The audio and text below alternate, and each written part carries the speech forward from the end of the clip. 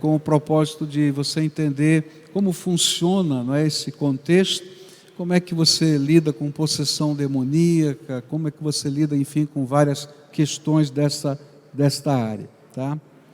E esse outro livro aqui, é o último que eu vou apresentar, é Crescimento Integral da Igreja.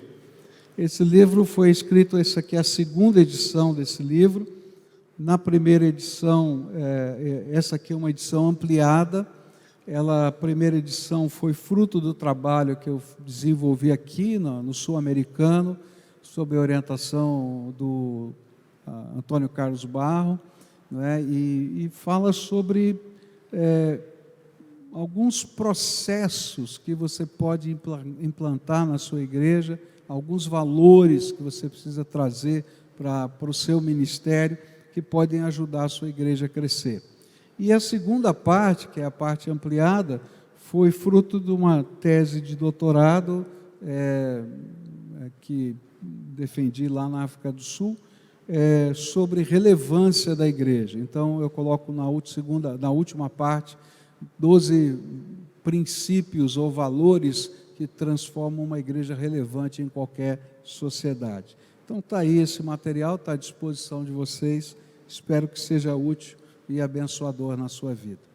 O tema que eu queria trabalhar com vocês hoje é o segredo do sucesso ministerial, tá? O segredo do sucesso ministerial. Qual é o segredo? Há muitos anos atrás, um colega meu, pastor muito querido, conhecido no Brasil todo, ele foi fazer uma viagem missionária, e o propósito dessa viagem missionária era contrabandear Bíblias para lugares fechados. Então ele viajou com Bíblias, correu grandes riscos e tal, foi fazer esse trabalho. Mas no meio dessa jornada, ele queria fazer uma visita a um determinado lugar, onde durante 25 anos consecutivos estava havendo um avivamento naquele lugar. E a gente podia ler a respeito desse avivamento, podia ouvir notícias do que Deus estava fazendo. Ele falou, eu quero ir lá, eu vou estar perto, eu quero ir lá. Mas ele estava com a agenda muito apertada, então ele conseguiu fazer um desvio no trabalho dele para chegar nesse lugar. Falou com o líder daquele ministério, né, e disse, olha, eu vim aqui para conhecer você, e eu tenho uma pergunta, eu quero saber qual é o segredo, não é, desse derramar de Deus, dessa coisa extraordinária que está acontecendo aqui. E aquele senhor, já um senhor mais idoso, disse, tá bom, querido, vou te ensinar. E ele saiu durante o dia todo, ele só tinha aquele dia lá, e ele mostrava, olha, isso aqui é o nosso trabalho social, isso aqui é a nossa creche, isso aqui é isso, aquilo. Ele dizia, tá bom, pastor, obrigado, mas eu queria que o senhor me falasse do segredo. Eu falei, eu vou te contar. E passou o dia, e que já estava chegando a hora dele ir embora, e o pastor desesperado, e disse, pastor, por favor, me fala do segredo. Ele falou, tá bom. Aí entrou numa choupana, pegou um giz, fez um círculo, e falou, esse negócio está ficando enrolado. Né? Fez um círculo no chão e falou, entra aí. Ele, está pior. Aí ele entrou no meio do círculo e falou assim, o segredo é o seguinte, não saia daí até você se resolver com Deus. Esse é o segredo. Quando a gente fala sobre ministério, é interessante como isso é uma questão que sempre percorre o coração. A gente quer saber, qual é o método que dá certo, não é? Qual é o segredo para fazer a igreja crescer, qual é o segredo disso, daquilo. E é interessante porque a gente imagina às vezes que esse é um sentimento dos pastores mais jovens, não é? Mas tem muito pastor de cabelinho branco, e uns que já perderam muitos cabelos, não é? Que às vezes estão nessa, né, de procurar o segredo. E hoje eu queria falar sobre o que a Bíblia fala a respeito desse segredo, para que a gente possa desenvolver a obra ministerial de uma maneira que seja eficaz no reino de Deus. E eu vou me basear no texto da palavra de Deus que se encontra na profecia de Zacarias, capítulo 4. E eu vou convidar você, se puder ter a sua Bíblia aberta, em Zacarias capítulo 4, a partir do verso 1, onde a palavra do Senhor diz assim: Depois o anjo que falava comigo tornou a despertar-me, como se desperta alguém do sono, e me perguntou: o que você está vendo? E respondi: vejo um candelabro de ouro maciço, com um recipiente para azeite na parte superior, e 7 lâmpadas e 7 canos para as lâmpadas. Há também 2 oliveiras junto ao recipiente, uma à direita e outra à esquerda. E perguntei ao anjo que falava comigo: o que significa isso, meu senhor? E ele disse: você não sabe? Não, meu senhor, respondi. Esta é a palavra do Senhor para Zorobabel, não por força, nem por violência, mas pelo meu espírito, diz o Senhor dos exércitos. Quem você pensa que é, ó montanha majestosa, diante de Zorobabel? Você se tornará uma planície, e ele colocará a pedra principal aos gritos de Deus: Deus abençoe, Deus abençoe. E então o Senhor me falou: as mãos de Zorobabel colocaram os fundamentos deste templo, suas mãos também o terminarão, e assim saberão que o Senhor dos exércitos me enviou a vocês. Pois aqueles que desprezaram o dia das pequenas coisas terão grande alegria ao verem a pedra principal nas mãos de Zorobabel. E então ele me disse: estas 7 lâmpadas são os olhos do Senhor que sondam toda a terra. E a seguir perguntei ao anjo: o que significam estas 2 oliveiras à direita e à esquerda do candelabro? E perguntei também: o que significam estes 2 ramos de oliveira ao lado dos 2 tubos de ouro que derramam azeite dourado? E ele disse: você não sabe? Não, meu senhor, respondi. E então ele me disse: são os 2 homens que foram ungidos para servir ao soberano de toda a terra.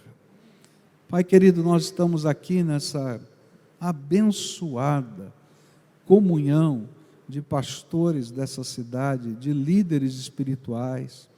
Alguns vieram de outras cidades, como conheci aqui, o povo que veio de Maringá, e nós os acolhemos com alegria nesse lugar, Senhor.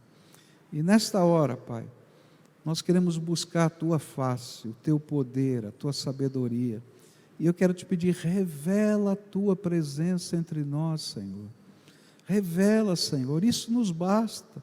Se nós pudermos ouvir a Tua voz, sentir o Teu toque, sentir a Tua presença, isso será mais que suficiente. Visita-nos no poder da Tua graça. É aquilo que oramos no precioso nome de Jesus. Amém e amém. Deixa eu dar para você o cenário do que está acontecendo no meio destas palavras proféticas. Essas palavras foram anunciadas àqueles exilados de Israel que tinham voltado da Babilônia, e eles tinham voltado com um propósito: reconstruir o templo do Senhor. E na primeira leva que chegaram 4.000 pessoas. 4.000 pessoas, todas da linhagem sacerdotal. E é importante entender isso. A maioria dos judeus não voltaram da Babilônia. Voltaram 4.000 sacerdotes. E eles tinham um propósito: construir o templo. E os demais judeus de todas as comunidades que estavam no exílio levantaram ofertas, para que eles pudessem trazer essas ofertas e com essas ofertas reconstruírem o templo. Mas quando eles chegaram lá no local, eles se depararam com uma realidade muito diferente do que eles tinham planejado, que eles tinham imaginado. E eles descobriram que eles precisavam sobreviver antes de construir o templo. Então o que eles fizeram? Edificaram o altar do templo para que as celebrações pudessem começar. mas pararam a obra para poder construir as suas casas, plantar a comida que iriam comer, e assim aconteceu. E quando eles decidiram retomar a obra, houve um grande movimento dos samaritanos para impedir o movimento de reconstrução. E nesse movimento de tentativa de impedir, eles chegaram até o imperador persa. E esse imperador então lança um edito que proíbe a construção. E se passam 16 anos. E é nesse contexto, desses 16 anos, que a cidade está lá entulhada, que os muros que não existem, e o templo que não foi edificado, está lá naquele local. Porém, a casa de todo mundo está bonitinha, arrumadinha, né? Estucada. E o dinheiro que eles trouxeram para construir o templo foi usado para a sobrevivência desse povo durante esses 16 anos. E agora eles não têm dinheiro, e não tem como construir, e tem ainda uma proibição real. E aí, surge um movimento profético, onde vai sair Ageu e Zacarias, proclamando a palavra. E se você lembra lá de Ageu, diz: a casa de vocês está estucada, está bonita, mas a minha casa está em ruínas, não é? E ele está fazendo aquele movimento. E Zacarias está colocando também, nesse mesmo período, as profecias que estão ali. E havia um sentimento dentro do coração, dizendo: bom, o tempo, a janela de oportunidade para construir o templo passou. A gente não construiu o templo, tem uma proibição do imperador e não tem dinheiro. E se a gente fosse fazer alguma coisa agora, seria alguma coisa tão pobre, tão sem significância, que a gente não tem nem coragem de chamar templo. O que a gente vai fazer? Mas é no meio dessa situação que essas profecias chegam. E a mensagem do capítulo 4 vai revelar os processos do Senhor para que nós executemos a obra de Deus, da maneira de Deus e para a glória de Deus. Então, qual é o jeitão de Deus para que a gente possa executar a obra do ministério? Então, qual é a fórmula de Deus para o nosso sucesso ministerial? E ela começa com o versículo 1, que diz assim: depois o anjo que falava comigo tornou a despertar-me, como se desperta alguém do sono. E a primeira coisa importante para que a gente possa fazer a obra de Deus é sermos despertados pelo Senhor. Nunca faremos a obra do Senhor se Ele não nos tocar, se Ele não nos chacoalhar, se Ele não nos levantar. E quando a gente fala de ministério, eu quero olhar para os meus irmãos, colegas aqui, e ver que às vezes nós, ministros de Deus, entramos como aquele povo entrou, em processos de acomodação. Eu acho que uma das coisas que a pandemia ensinou para a gente é que nós estávamos em processos de acomodação. Nós estávamos contentes com o nosso povo, com o número de pessoas frequentando a igreja, nós estávamos tranquilos com aqueles processos que nós ao longo do tempo inventamos para trabalhar, e de repente, com a permissão do céu, vem uma pandemia.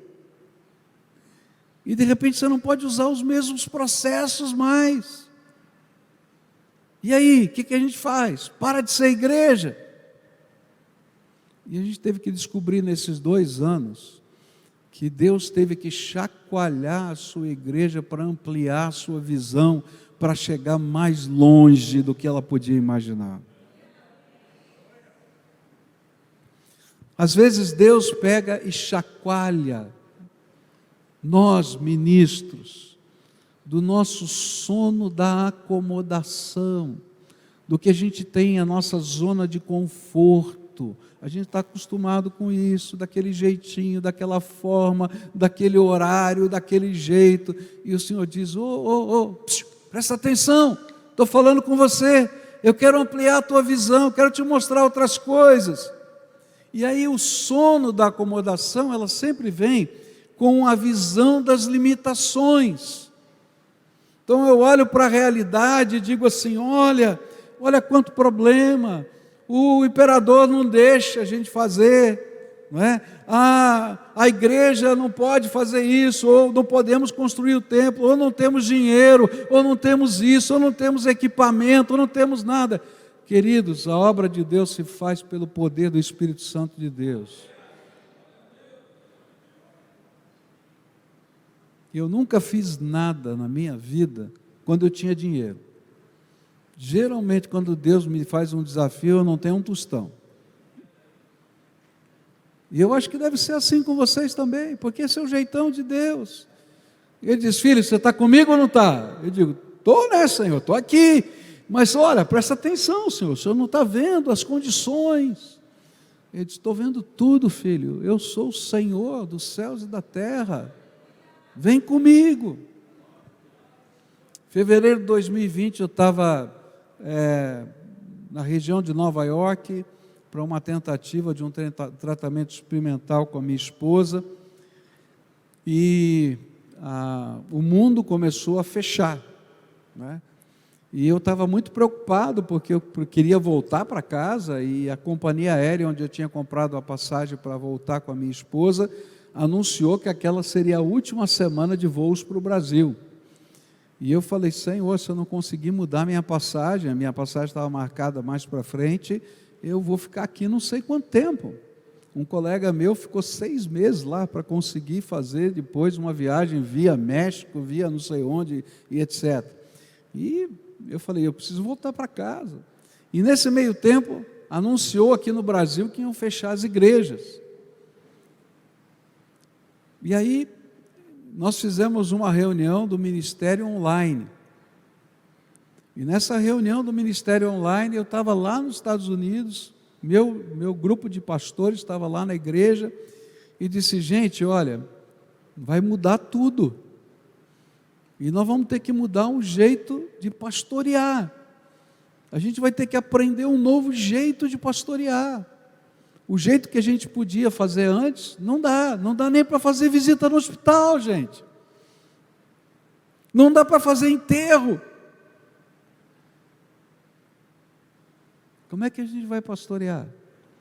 E aí uma equipe muito criativa, muito abençoada, começou a trabalhar, e a gente desenvolveu uma estratégia, né, que eu creio que veio de Deus, e a gente desenvolveu 120 diferentes programações para públicos-alvos diferentes. Criamos 30 grupos de leigos da igreja para produzirem esse material, editarem esse material, fazerem toda a promoção online desse material.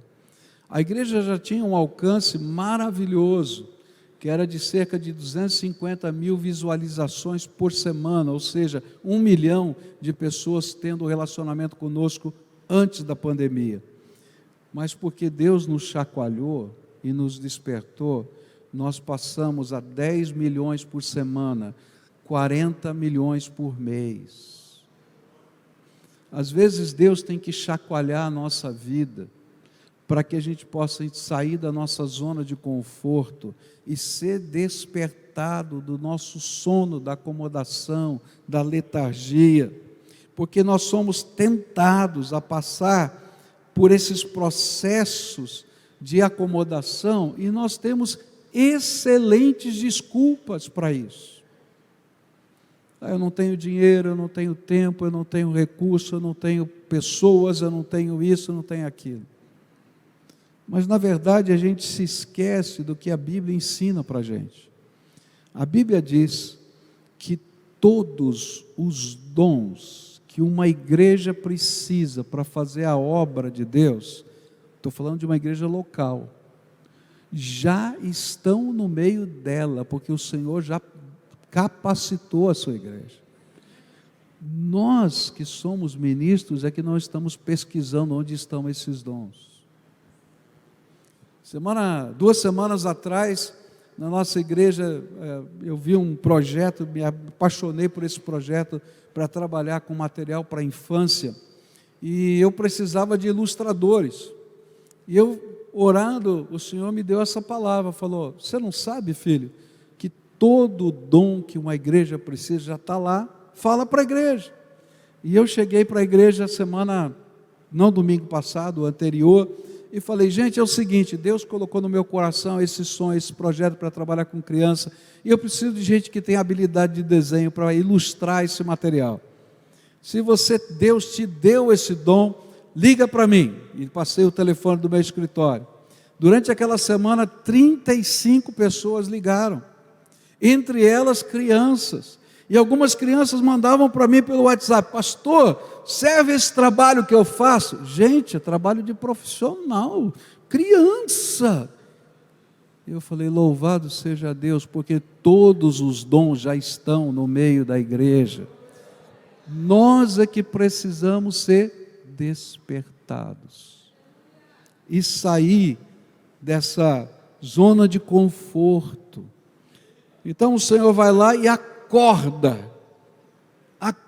Zacarias, para ele receber essa visão, mas ele acorda o profeta para acordar o seu povo, para acordar Zorobabel, porque essa mensagem vai para ele, que era o governador, e diz: está na hora de construir.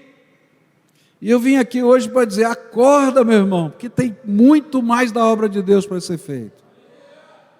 Olha ao seu redor e pergunta para Deus o que Ele quer que você faça, porque nós nunca começamos nada. A Bíblia diz que ninguém procura a Deus, Deus é que nos procura primeiro. Então a gente sempre chega atrasado.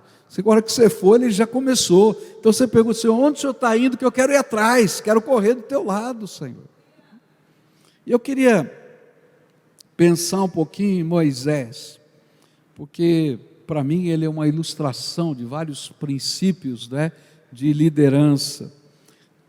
Naquele encontro que Moisés tem na sarça ardente, antes dele chegar perto da sarça ardente, ele ouve a voz do Senhor, você lembra?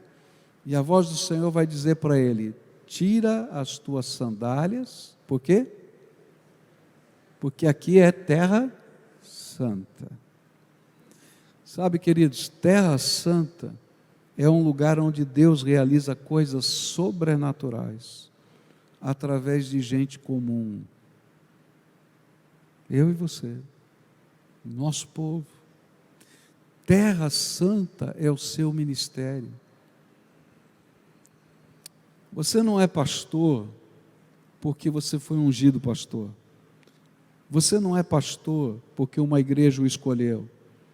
Você não é pastor porque um líder espiritual disse que você seria pastor. Você é pastor porque o sumo pastor te chamou para essa obra. E ele não somente te chamou, mas ele te colocou em terra santa. E o lugar do teu ministério é terra santa. E ele está dizendo: pisa com cuidado, porque eu sou o dono desse lugar. Então a gente tem que entrar para a obra de Deus com essa percepção. Tudo que Deus nos dá para fazer é terra santa, e eu vou com muito cuidado, sem sapatos. E quando a gente entende isso, é tremendo, porque naquela região é cheio de pedras, né? Quem já foi para a Palestina sabe que tem pedra para tudo quanto é lado. Então você tem um sol de 40 e tantos graus, Londrina conhece bem isso, então aquela pedra fica fervendo. Então você tem que andar assim, né? Fazendo assim: opa, onde é que eu vou pisar aqui? Tirei a sandália. É exatamente isso, a gente tem que andar na terra santa do nosso ministério, nessa percepção de que o Senhor é o dono, e prestando atenção com o que Ele quer fazer. Por isso, o primeiro passo para a gente ter um ministério de sucesso é sair da zona de conforto, é sair da zona de acomodação, deixar o Senhor chacoalhar a nossa vida. E quando Ele estiver fazendo isso, a gente não reclama não, a gente diz: Senhor, o que é que o Senhor viu que eu não vi ainda? Quais são as portas que o Senhor abriu que eu não vi ainda? Eu quero entrar por elas. porque ninguém detém. Lembra daquele hino? Ninguém detém é obra santa? É isso mesmo, rapaz. Ninguém detém, é obra santa. Luiz Palau escreveu assim: qualquer arbusto velho serve, porque não se trata de nós estarmos fazendo alguma coisa para Deus, mas sim de Deus estar fazendo alguma coisa por nosso intermédio. E às vezes na nossa acomodação a gente diz, como diz lá uma ovelha minha, eu já sou bananeira que deu cacho. Não sei se você sabe, né, que ela não dá mais cacho, né? Então você corta porque a outra vai nascer ali e vai dar cacho. Ele diz, não, querido, não importa, porque qualquer arbusto velho serve. É por esta causa, né, por essa convicção, é que nós estamos pisando em terra santa e tiramos forças para mover-nos na direção a uma obra muito maior do que as nossas possibilidades. Se você se conforma com as suas possibilidades, e se você consegue explicar tudo o que está acontecendo na sua igreja, então eu tenho uma triste notícia para você: Deus não faz parte dessa obra.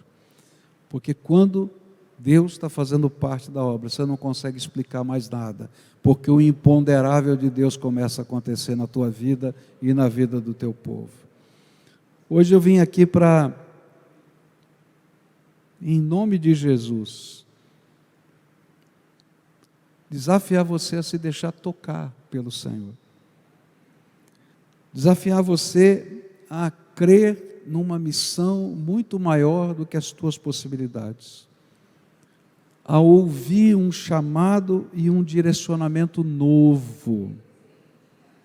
A levantar-se, não como quem está desanimado, porque o povo está chegando devagar, mas porque você faz parte da geração que tem o privilégio e tem os meios para concluir o mandato de Jesus de pregar o Evangelho em todo o mundo. Hoje nós temos os meios de fazer isso. Domingo passado eu batizei uma menina que se converteu na Espanha no meio da pandemia. E ela veio ao Brasil porque ela queria ser batizada lá na nossa igreja. E agora abriu então, as fronteiras estão abertas, ela fez economia e disse: eu quero ser batizada nesse lugar em que eu aceitei Jesus como meu Senhor e Salvador. Está lá na Espanha. No interior do Ceará se converteu um casal durante a pandemia. E no meio desse processo, a gente que trabalha em células da nossa igreja, e a gente então desafiou ele, falou: você está aí sozinho, começa uma célula na sua casa, a gente vai colocar um líder online, vamos treinar você, vamos capacitar você para ser líder dessa célula. E ele abriu a célula. Daí um dia ele entra em contato comigo e diz assim: pastor, o senhor tem que abrir uma igreja no interior do Ceará. Eu falei: tá certo, abra, não tem problema.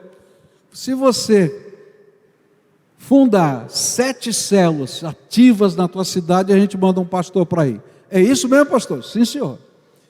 Aí agora outro dia ele disse, terminando o ano, ele disse: pastor, já estou na 3ª, hein? Toma cuidado, está chegando. Eu falei: não tem problema, vamos fazer. Interior da Bahia. Uma senhora se converteu no interior da Bahia, sertão da Bahia, lugar inóspito, não tem igreja nenhuma lá. E ela se converteu, começou um trabalho de célula lá. Um dia ela me liga e diz assim: pastor, está passando por aqui um pastor da Assembleia de Deus, ele está de viagem aqui, eu quero ser batizado. Eu falei: menina, chama ele aí. Meu irmão, você pode batizar essa irmãzinha? Posso. Levou ela no Rio, toda a família, pregou o Evangelho, se converteu a família inteira.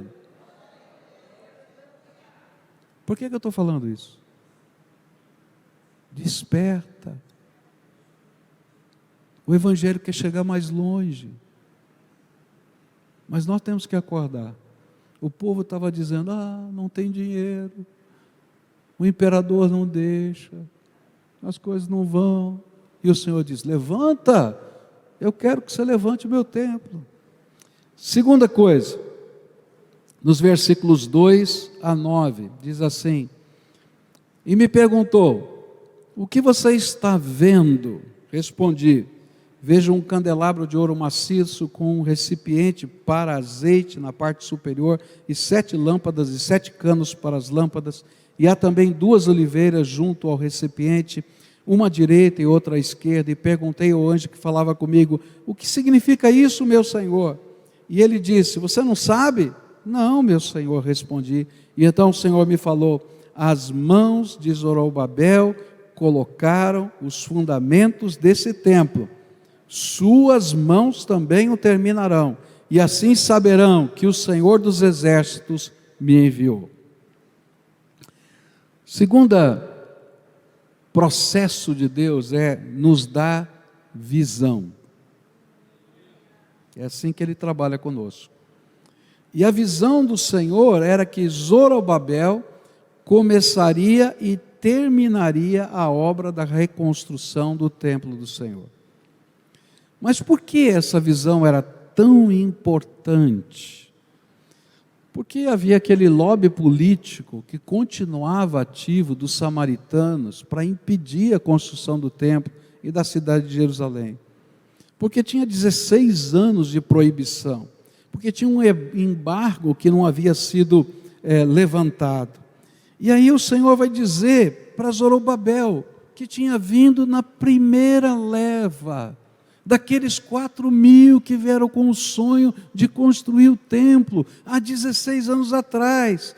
E o Senhor está dizendo para ele assim, Zorobabel, acorda, eu já te dei uma visão.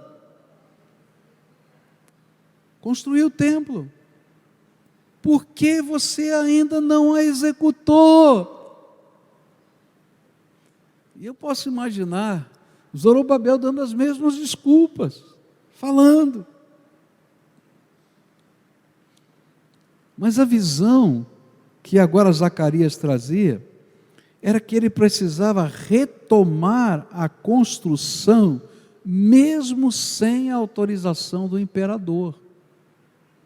E gente, lá não tinha o devido processo legal. O negócio é o seguinte, desobedeceu o imperador, ó, mata. Está entendendo? E aí o Senhor está dizendo, você vai confiar na minha visão, ou você vai confiar no senso comum? E a pergunta que eu faço hoje para você, homem de Deus, mulher de Deus que está aqui, você vai fazer a obra do ministério através do senso comum ou através do chamado e da visão que o Espírito Santo colocou na sua vida?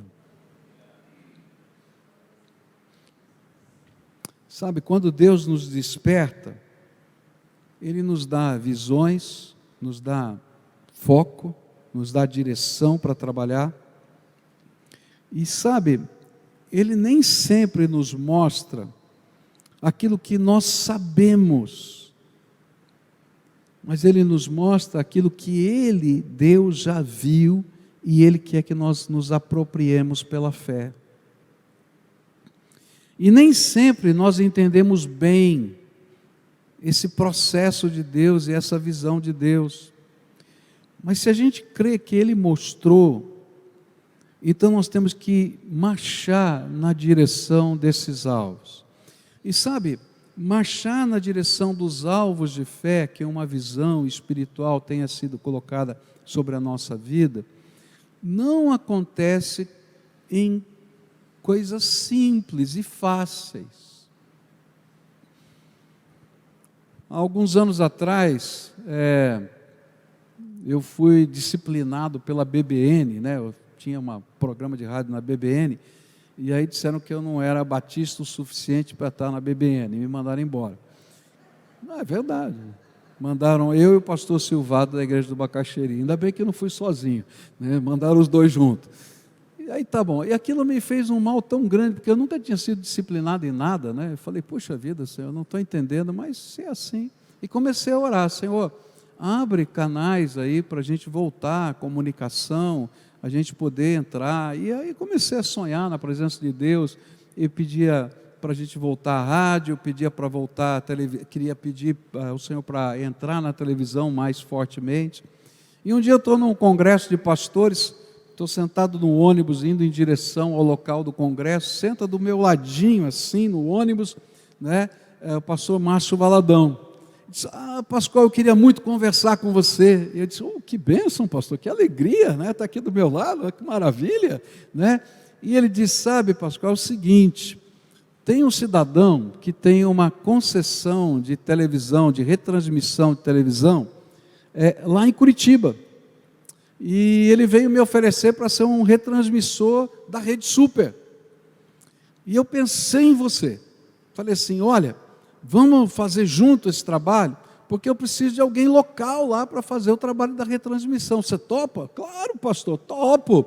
Falou: pois é, então o que você precisa fazer? Você tem que comprar o transmissor, comprar a antena, você tem que instalar todos os processos, liberar isso, liberar aquilo. Eu fiquei dizendo: Senhor, misericórdia. E ele disse: te dou no final algumas horas por dia para você trabalhar lá o local.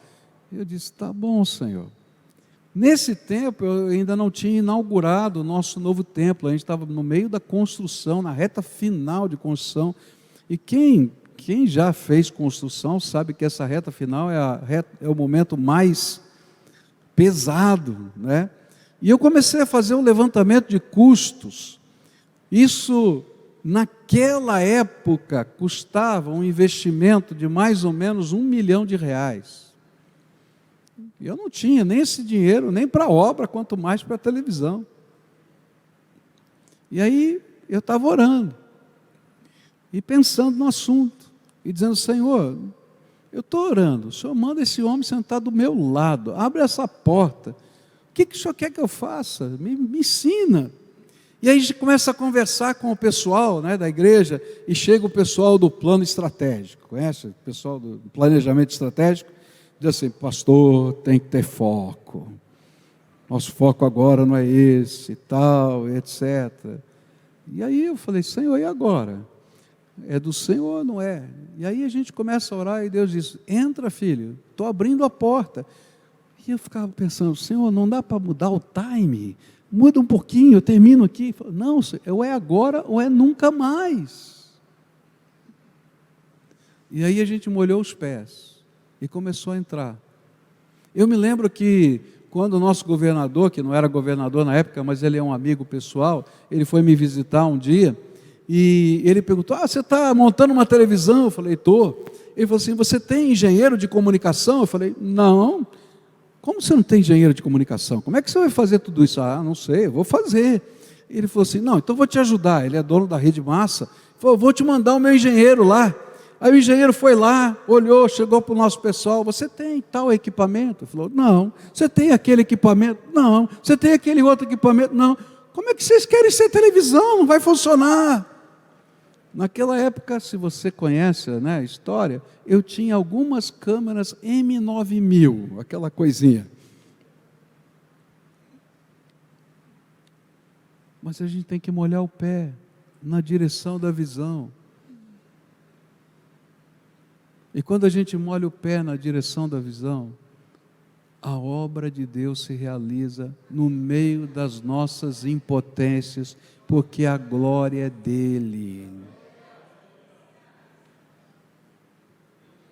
O que Deus estava dizendo para Zacarias é o seguinte: não importa se o imperador autorizou ou não autorizou, não importa se você tem dinheiro ou não tem dinheiro, se eu estou dizendo para você que essa é a minha visão para você, agora presta atenção, é a visão de Deus, não a sua, porque Deus não tem nenhuma responsabilidade com a sua visão, mas Ele tem responsabilidade com a visão que vem do céu.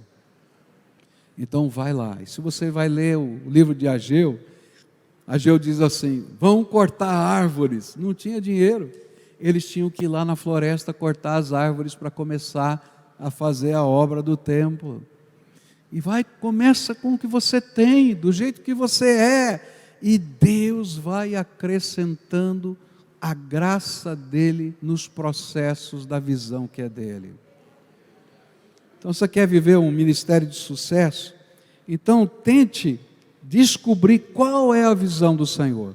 Existem algumas coisas que eu chamo de uma visão perene, que o Espírito Santo de Deus te coloca, que talvez tenha te dito algumas coisas no seu chamado, e que vai ser uma visão para a vida toda.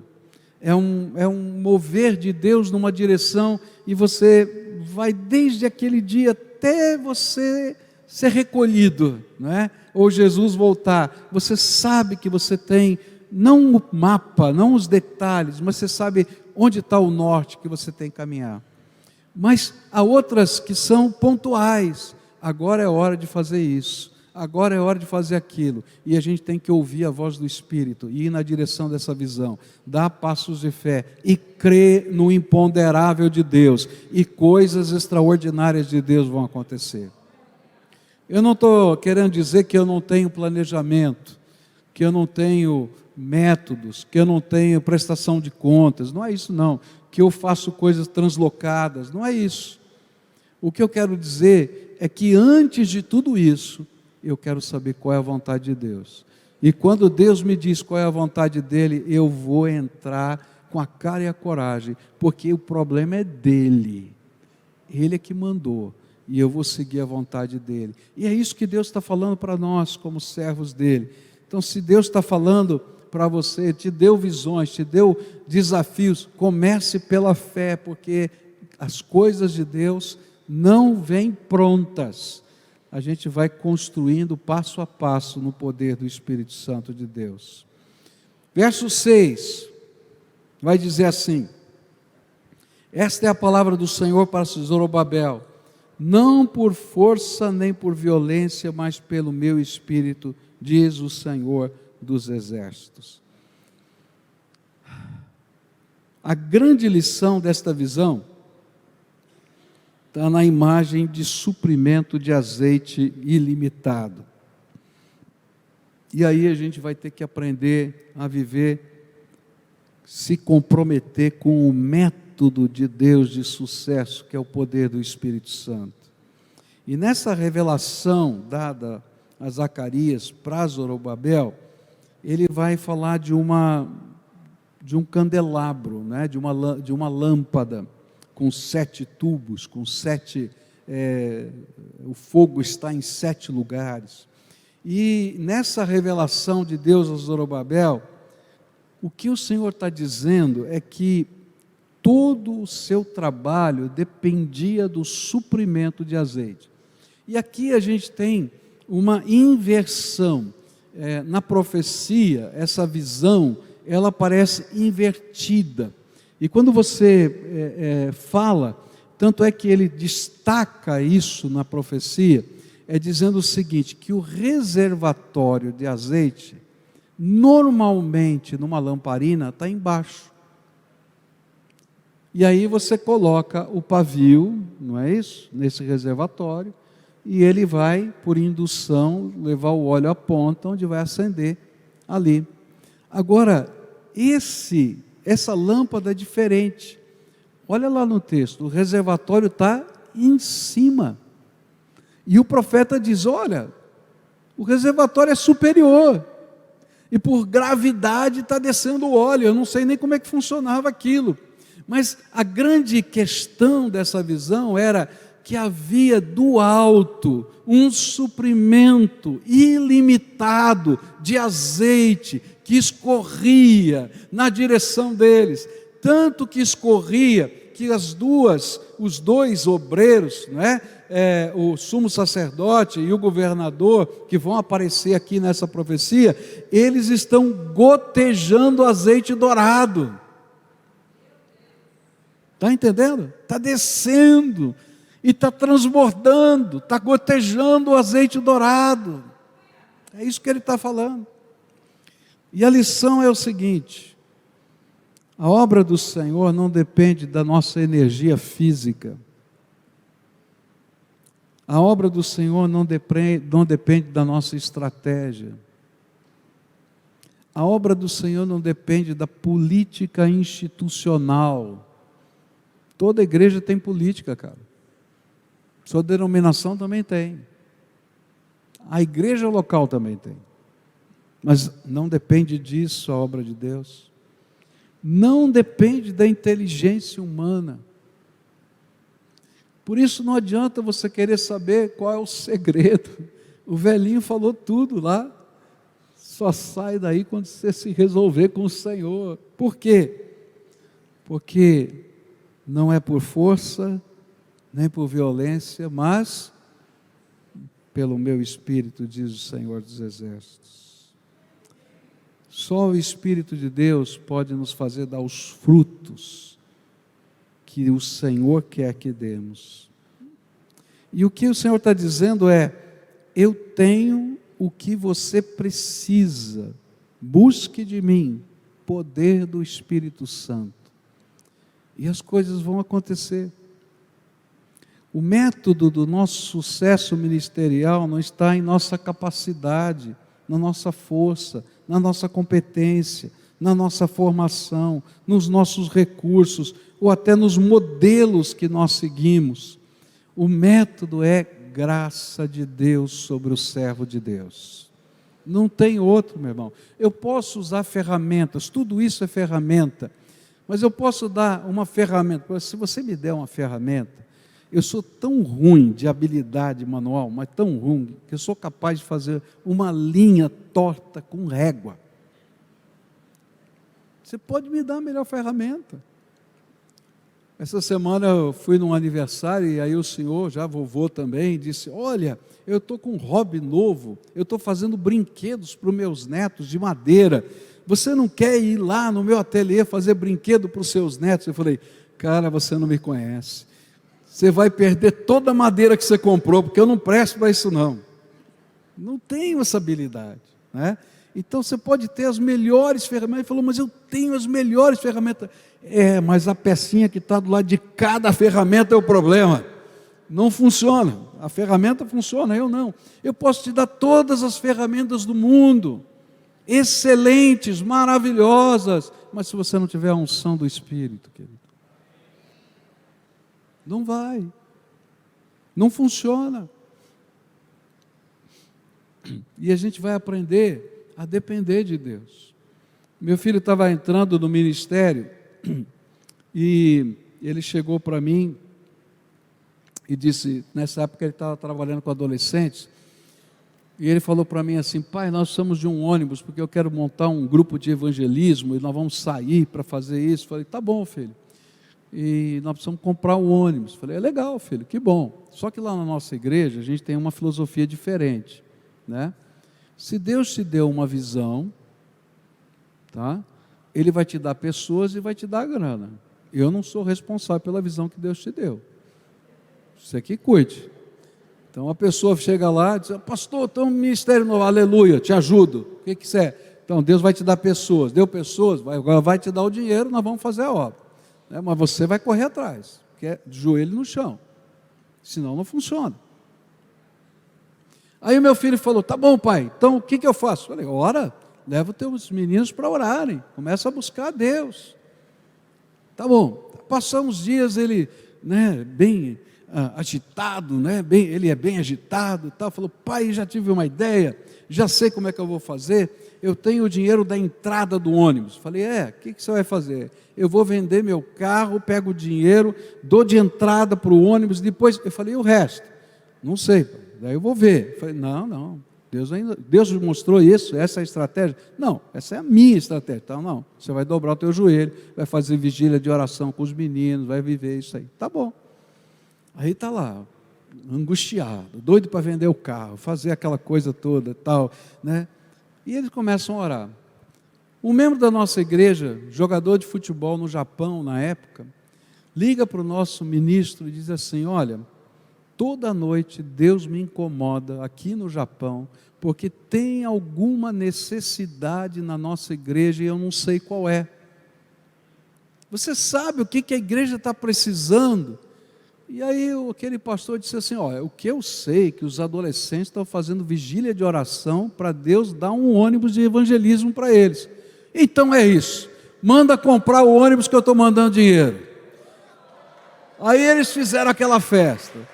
Agora você não pode imaginar o dia que aquele ônibus chegou, aquela molecada toda entrou dentro do ônibus, glória a Deus, aleluia, pulando, ali cantando, e eles dando volta, já era meia-noite que eles faziam vigília de oração, vazio o pátio, e eles dando volta com o ônibus no pátio do estacionamento, louvando a Deus e glorificando.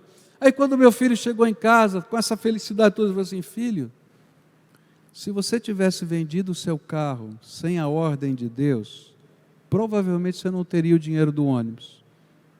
E esses meninos nunca aprenderiam o poder de Deus. Quando a gente está fazendo a obra de Deus no método de Deus, a gente ensina as pessoas a se conectarem na fonte de poder. Deus não quer que nós, ministros, sejamos intermediários. Só tem um mediador entre Deus e os homens, Jesus Cristo. Qual é o nosso papel como ministro? Ensinar o nosso povo a se conectar direto na fonte e conhecer os milagres de Deus, as respostas de Deus, o poder de Deus, a receberem a visão dos ministérios que Deus vai usá-los para exercitar. E quando isso acontece, queridos, é um rastilho de pólvora na igreja.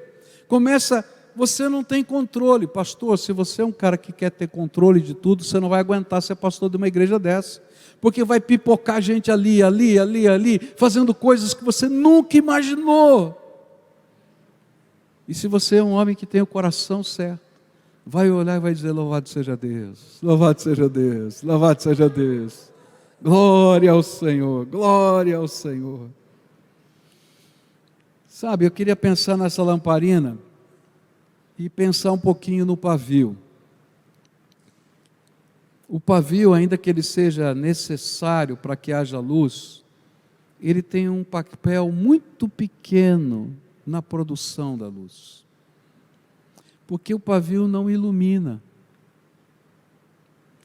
Por si próprio, ele pode apenas queimar-se, ficar chamuscado e até se autodestruir, se ele não estiver imerso no óleo. O máximo que um pavio pode fazer é ser o veículo entre o óleo e o fogo que queima. Eu estou dizendo isso porque quando chega essa época do ano, tem muito pastor quebrado, emocionalmente desgastado, arrebentado, como o pavio queimado. E sabe o que é pior? É que o pavio, quando ele se queima sem o óleo, além de se autodestruir, cria um mau cheiro danado na casa. Quem já viveu com lamparina sabe que é verdade. E sabe, tem muito pastor que está deixando o mau cheiro das amarguras pelo caminho da vida. Deus não nos chamou para ser esse fogo, mas simplesmente ser um condutor entre o óleo e o fogo de Deus. Isso a gente tem que trazer na mente todo dia e entender o nosso papel. E quando a gente entende o nosso papel, a gente pode ir mais longe, porque nós não vamos nos autodestruir no caminho.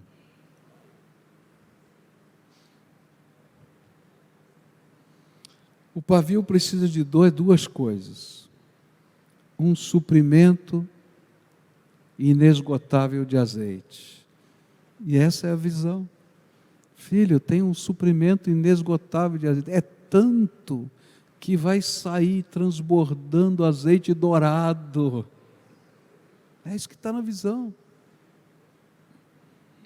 E a segunda coisa que o pavio precisa é que constantemente aquela pontinha carbonizada dele seja podada.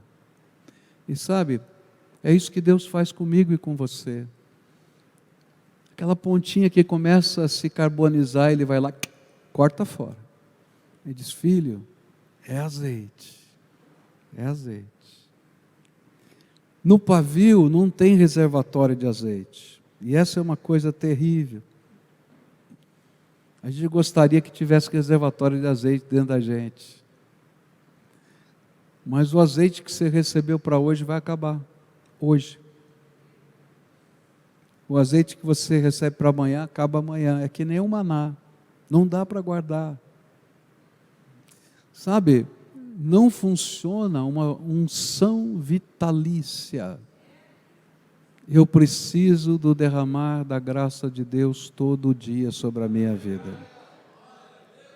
Todo dia eu preciso ser renovado na graça. E sabe, eu não consigo acumular graça, poder, azeite, numa cerimônia, num congresso,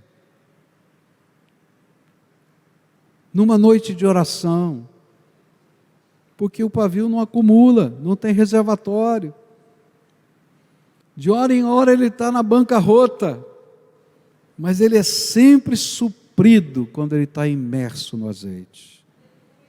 E o que a palavra de Deus está ensinando para a gente é: você é o pavio da lâmpada, eu sou o pavio da lâmpada de Deus, e Ele, o próprio Deus, é a fonte inesgotável do azeite que nos renova todos os dias. E então eu preciso me mergulhar nele, e aí eu vou aprender o segredo. Qual é o segredo? Não por força, nem por violência, mas pelo poder do Espírito Santo.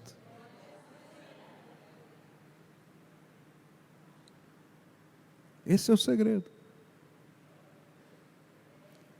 E cada vez que você achou que terminou um processo, Ele vai fazer coisas novas. Alguns anos atrás, Deus deu um sentimento no meu coração, e tem confirmado, que isso já há 8 anos atrás, Ele falou isso comigo, que daqui 2 anos eu vou deixar a presidência da primeira igreja batista de Curitiba e vou fazer a sucessão pastoral. 10 anos antes Ele falou para mim. E eu tenho orado e trabalhado em cima disso. E aí então, quando Deus marcou uma data assim, você começa a fazer a contagem regressiva. Você não pensa no futuro, né, dessa maneira. Eu penso de lá para cá, né? E aí eu falei: tá bom, Senhor, está fechado. Se o Senhor é essa a tua vontade, estou aqui para te servir. Mas eu tenho alguns sonhos. E escrevi uma lista de sonhos. Falei: eu quero só ver Deus fazer tudo isso. E coloquei a minha lista de sonhos na presença do Senhor. 2 anos depois, todos eles estavam completos. O Senhor falou: não tem mais? Eu falei: ô Senhor, vou começar a sonhar de novo. E comecei, escrevi de novo. Passaram-se mais 2 anos, terminou tudo. E eu falei: Senhor, e aí comecei a sonhar mais e sonhar mais. O Senhor é uma fonte inesgotável. Está entendendo? Inesgotável. Não tem sonho grande demais, se ele for do Senhor. Alguns sonhos, Deus olhou para mim e falou assim: larga a mão de ser orgulhoso, não vou te dar isso. Mexeu na ferida, tocou aqui, ó. E eu baixei minha cabeça e falei: perdão, Senhor. Cuidado, porque Satanás também planta sonhos de orgulho e vaidade. Está entendendo?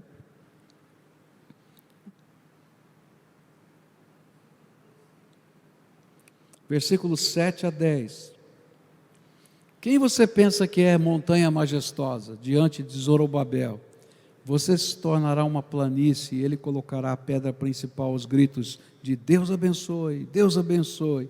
E então o Senhor me falou: as mãos de Zorobabel colocaram os fundamentos deste templo, suas mãos também o terminarão, e assim saberão que o Senhor dos exércitos me enviou a vocês.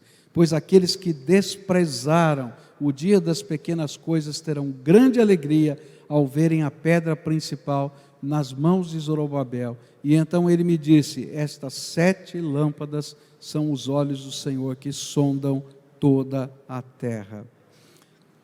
Palavra do Senhor que tinha sido dada era de que eles deveriam começar a obra sem que o edito do imperador tivesse sido mudado. E essa palavra aqui, quando está falando montanhas que se aplanam, o profeta está falando do imperador. Diz assim: quem é você, imperador, montanha, para tentar impedir o avanço do meu servo? Olha que coisa maluca, né? Quem é Zorobabel na economia política do mundo daquele tempo? Não era nada, mas o Senhor está dizendo: é meu servo, e ponto final. A montanha vai se aplanar. E o que a gente vai aprender aqui é que quando a gente segue o método de Deus, que é depender desse mover de Deus, desse despertar do Senhor, sair da zona de conforto, que a gente vai aprender a viver debaixo da visão que Deus nos deu, na unção que Deus nos deu, Deus vai cuidar dos gigantes que vêm à nossa frente. Porque os problemas passam a ser lidados pelo Senhor. E aí a profecia diz assim: olha, fica preocupado não, porque aquele povo que estava dizendo que você não tinha dinheiro, não tinha jeito, não tinha como, que chorava, lá Geu vai dizer que eles choravam quando estavam colocando os fundamentos, vai dizer: esse templo nunca vai ter a glória que teve no passado, e etc.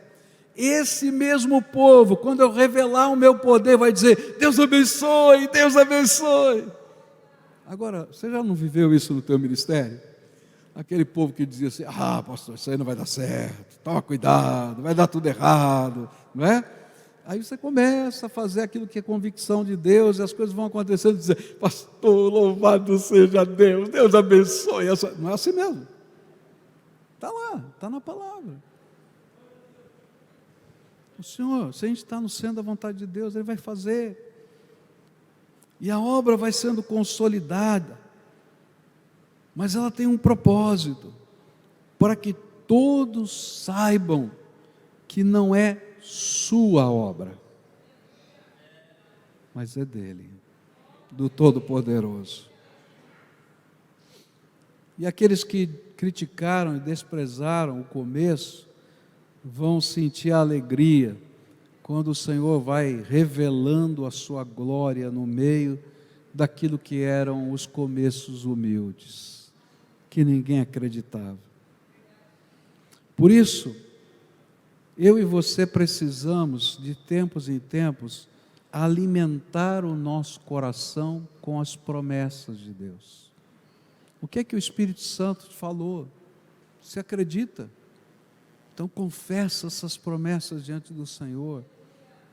Diz que você crê nelas, testemunha diante do Pai eterno, aquilo que você recebeu e acredita como louvor ao Senhor, antes que tenha acontecido.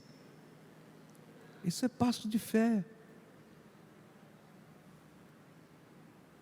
E sabe, essas coisas se tornam a motivação na nossa vida. E se tornam os realimentadores da nossa fé. O pastor, ou o dirigente de louvor, não é um animador de auditório que está lá para motivar o povo. Se o teu ministério é nessa visão, você vai se consumir, porque os motivadores se consomem, porque tiram energia de si mesmo. Mas se o seu ministério e a sua vida for uma inspiração de Deus na vida dos outros, as pessoas vão seguir você, porque vem algo extraordinário da graça de Deus acontecendo. Não se esqueça, a vitória é um ato no céu, mas é um processo na terra. E antes da vitória, Deus vai trabalhar com você passo a passo para construir essa vitória. E alguns sonhos, meus irmãos, vão levar uma vida para serem construídos. Se você não quiser gastar a sua vida nesse projeto, você está no lugar errado. Termino agora, versículos 11, 12, 13 e 14. Senão vocês vão me mandar embora e nunca mais me convidam. A seguir perguntei ao anjo: o que significam essas duas oliveiras à direita e à esquerda do candelabro?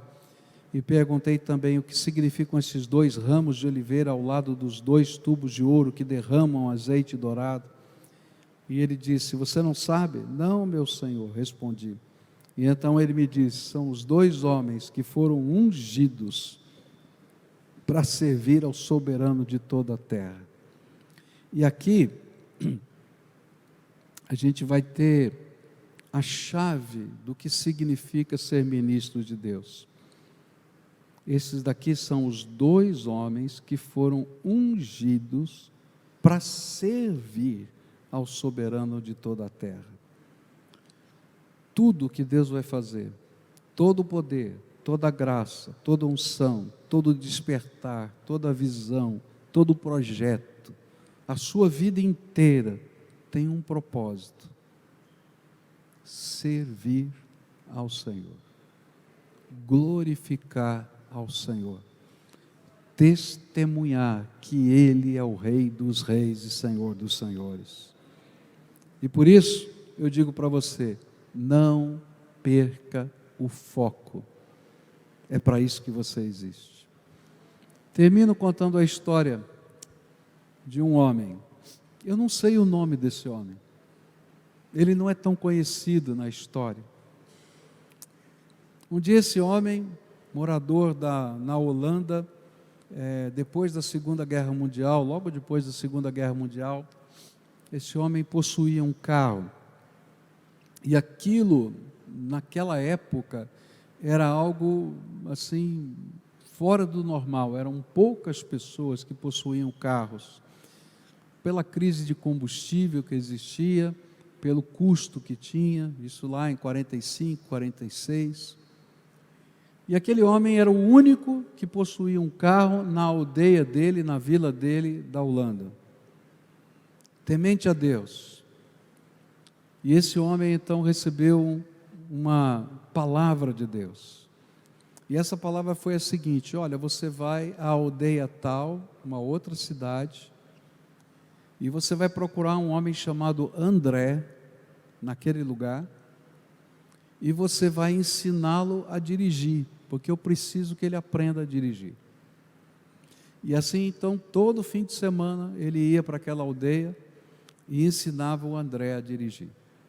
Quando o André aprendeu a dirigir, um dia o Senhor disse para ele: filho, agora você vai dar o seu carro para o André, porque o André precisa desse carro para a obra que eu vou fazer. Senhor, o meu carro é o único carro da vila, ele serve de ambulância, ele serve de tudo. Mas eu preciso do seu carro na mão do André. E aquele homem obedientemente vai lá e entrega o carro para o André. E assim nasce a missão Portas Abertas, distribuindo Bíblias contrabandeadas no fundo falso daquele carro na Europa, atrás da cortina de ferro. Por que eu estou falando isso? É que se eu não entender o propósito da minha vida, eu vou impedir o reino de Deus de crescer. Pastores, Deus colocou pessoas sob a sua autoridade, que o Senhor vai dar mais unção para elas do que deu para você. Que Deus te colocou para treiná-las, para abençoá-las, para fortalecê-las e para deixá-las crescer. Tem muito pastor preocupado em manter o seu status. Querido, libera. E quanto mais a gente investe graça, tanto mais da graça de Deus se espalha. Entende o foco do teu chamado, servir para a glória de Deus. A igreja não é tua, é do Senhor, não é? Os obreiros não são teus, são do Senhor. A unção não é tua, é emprestada, é do Senhor. Eu já vi tanta igreja se dividir, tanto pastor brigado com pastor, tanta denominação que não se fala com denominação, como se fosse uma reserva de mercado. Você abre a igreja aqui, o outro diz, não, você está invadindo a minha paróquia. Que paróquia o quê? Quantas pessoas tem nesse bairro aqui, que ainda não ouviram falar? Tem 100 pessoas lá na tua igreja, mas tem 50 mil que moram aqui. Prega o evangelho, quando você atingir todo mundo, a gente conversa. Para com isso, meu irmão. A gente está aqui para a glória de Deus, para servir ao Senhor. Não somos concorrentes, somos cooperadores dessa grande obra. Está entendendo? Olha para os meninos que estão lá na tua igreja. Empodera, capacita. Eles é que vão conduzir e vão enfrentar um mundo que a gente não está preparado para enfrentar.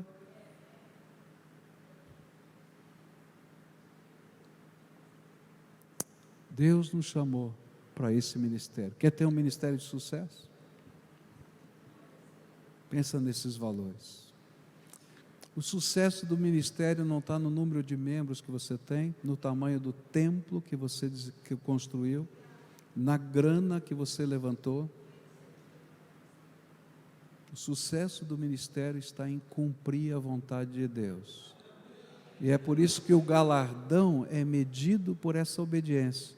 Porque ele vai dizer, se você der um copo d'água para alguém no meu nome, não vai perder o galardão, porque você cumpriu o meu projeto. E se eu quiser dar para o último que chegou a mesma quantia que eu dei para quem trabalhou o dia inteiro, é problema meu. Não é isso que está na parábola?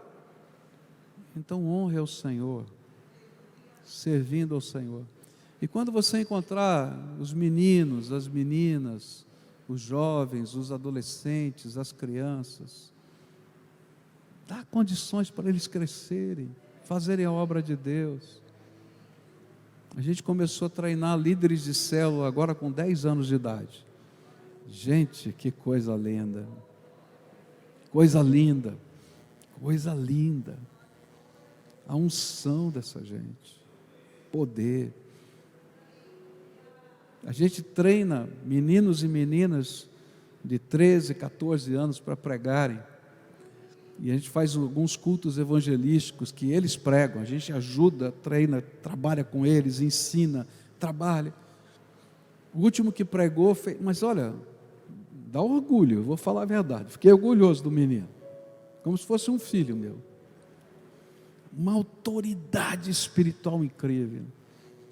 Um templo lotado, na época ainda estava com limitações, na limitação máxima que podia no templo, naquele tempo. 92 adolescentes dessa idade receberam Jesus na hora do apelo, e um apelo daqueles, você tem que entregar sua vida para Jesus, tem que largar isso, largar aquilo, firme. Eu fico olhando para isso e dizendo, louvado seja Deus, Senhor, louvado seja Deus, levanta mais, levanta mais. Não faz reserva de mercado não, tá? Não precisa disso não, a obra de Deus é grande demais. Vamos ficar de pé, vamos orar juntos aqui?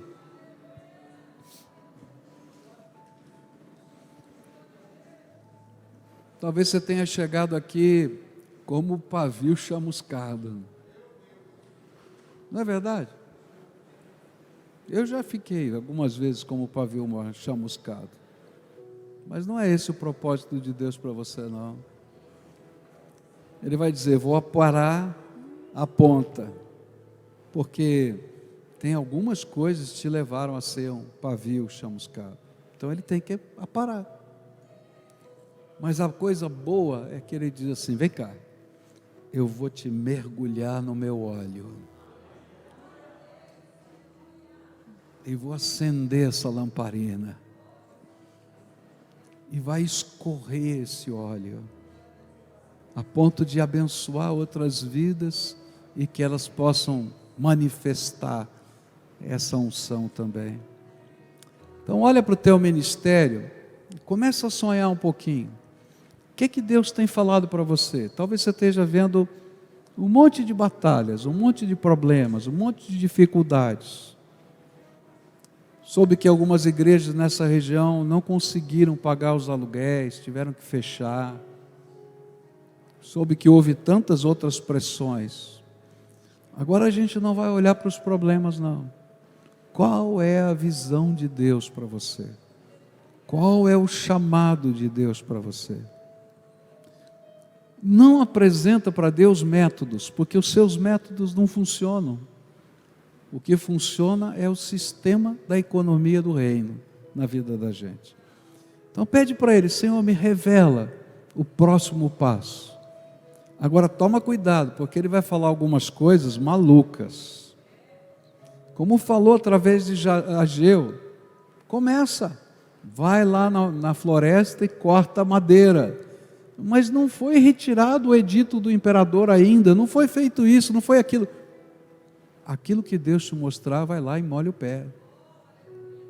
Começa. Mas começa com o joelho dobrado. Porque a obra não é tua, é dele. Então Ele vai derramar graça. E o que for necessário, se a gente estiver no centro da visão de Deus, vai vir. Porque Deus é fiel. Agora quero orar por você, me permita orar por você, meu colega, tá? Querido Senhor, Tu conheces o coração desse Teu povo, povo amado, precioso, escolhido pelo Senhor, selado pelo Espírito Santo da promessa, onde o derramar da Tua graça tem acontecido inúmeras e inúmeras vezes. Alguns estão cansados, Senhor. Alguns estão desgastados. Eu quero te pedir: vem, ó Senhor bendito. Vem agora com graça e se derrama sobre o teu povo, Pai. Que haja uma graça de renovação, Senhor. Que haja uma graça de cura espiritual numa alma ferida. Que haja, Senhor, uma graça, Senhor, de um despertar da visão de quem não quer mais sonhar. Ó Pai, coloca os teus sonhos e as tuas visões, mostra o que o Senhor ainda vai fazer, de tal maneira, Senhor, que o coração do teu povo seja agora envolvido por uma alegria santa, de perseguir o que é impossível, porque Tu és o Deus dos impossíveis, Tu és o Deus eterno, todo-poderoso. Ah Pai, mostra essa cidade para esse teu povo. Eu não conheço essa cidade, Senhor, como eles conhecem, mas agora, Senhor, começa a mostrar a terra santa que o Senhor quer que eles pisem, e o Senhor está dizendo: pode pisar, porque é terra santa, eu escolhi. E Senhor, vai derramando graça sobre eles, vai derramando graça. Ó Senhor, tem grupos de pessoas que são inalcançáveis, e eu quero te pedir que todo sistema filosófico, toda a estratagema de Satanás que tenta fazer desses grupos inalcançáveis, caia por terra agora, como a Tua palavra diz, que seriam levados cativos até o Teu trono. E envia o Teu povo para esses lugares agora. E aqueles que eram inalcançáveis sejam alcançáveis, e testemunho da misericórdia e da graça do Senhor. Faz maravilhas no meio desse povo, faz maravilhas, Senhor. Confirma com sinais, prodígios e milagres a Tua palavra. Confirma, Senhor, como está lá no livro de Atos dos Apóstolos. E que a beleza de Jesus seja vista na vida, no exemplo, no testemunho e na palavra de cada um deles. É aquilo que eu oro em nome de Cristo. Amém e amém. Amém. Pastor.